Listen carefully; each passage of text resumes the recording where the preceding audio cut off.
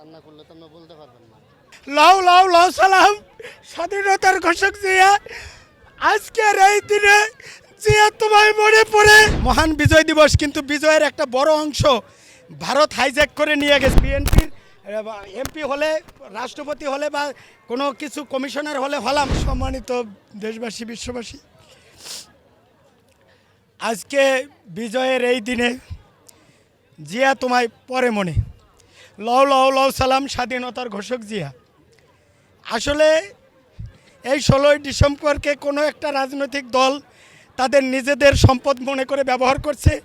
তারা এটাকে সার্বজনীন করতে পারে নাই, এবং এই দিনটা সত্যিকার অর্থে মহান বিজয় দিবস, কিন্তু বিজয়ের একটা বড় অংশ ভারত হাইজ্যাক করে নিয়ে গেছে। আমি কিন্তু হক কথা বলি, তাতে আমারে কেউ যদি দেয় গালি, তাতে আমার, কেউ যদি দেয় হাতে তালি, তাতে আমার কিছু আসে যায় না।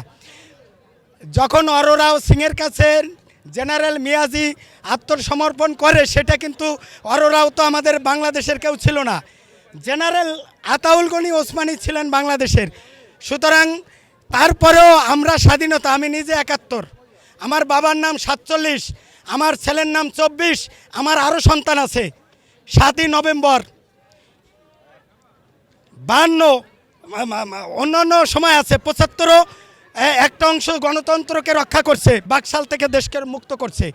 সুতরাং আমি বলি, আজকে এই মাজারের কাছে এসে বলি, লাউ লাউ লাউ সালাম স্বাধীনতার ঘোষক জিয়া, আজকের এই দিনে জিয়া তোমায় মনে পড়ে। আজকের এই দিনে ম্যাডাম জিয়া তোমায় মনে পড়ে।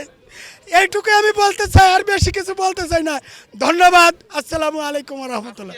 বাংলার ইতিহাসের কিংবদন্তি নেতা শহীদ রাষ্ট্রপতি জিয়াউর রহমান, তিনি 11 নম্বর সম্ভবত সেক্টরে যুদ্ধ করে, এবং আমার মা বীর মুক্তিযোদ্ধা বেগম খালেদা জিয়া যুদ্ধের সহযোগিতা করছিলেন।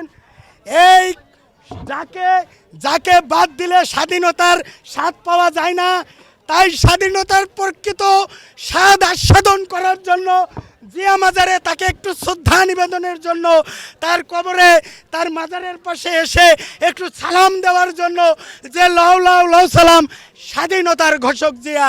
এবং সর্বোপরি আজকের দিনে 24-এ যারা শহীদ হয়েছে, 52-এ যারা শহীদ হয়েছে, 47-এ যারা শহীদ হয়েছে, সকলকে সালাম দেওয়ার জন্য এসেছি। 16ই ডিসেম্বরে আমাদের মহান বিজয় দিবস। এই দিবসে আমাদের পাকিস্তানি যে পাক হানাদার বাহিনী ছিল, তাদের সাথে আমাদের এই বাংলাদেশিদের যে স্বাধীনতার যুদ্ধ হয়েছিল, সেদিন আমাদের এই বিজয়ের পতাকা উড্ডয়ন হয়। বিএনপির আমি একজন কর্মী, আমি কোনো নেতাও না, কিছু না, আমি একজন কর্মী।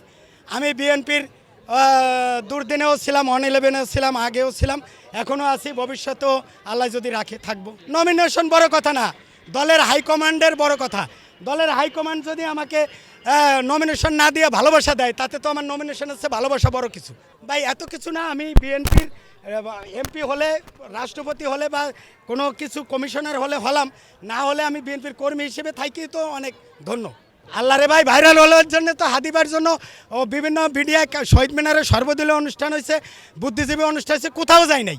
এখানে জীবন বাজি রেখে আসছি, কারণ শহীদ জিয়ার স্মরণে ভয় করি না মরণে। এখানে শুনেন, এখানে জীবন বাজি রাখা কি এখনও আওয়ামী দুঃশাসনের চক্র শেষ হয় নাই। তারা তারা তারা যে কোনোভাবে তারা অনুপ্রবেশ করে বা সরাসরি তারা যে কোনো গুপ্ত হামলা চালাইতে পারে, গুপ্ত হামলা চালাইতে পারে।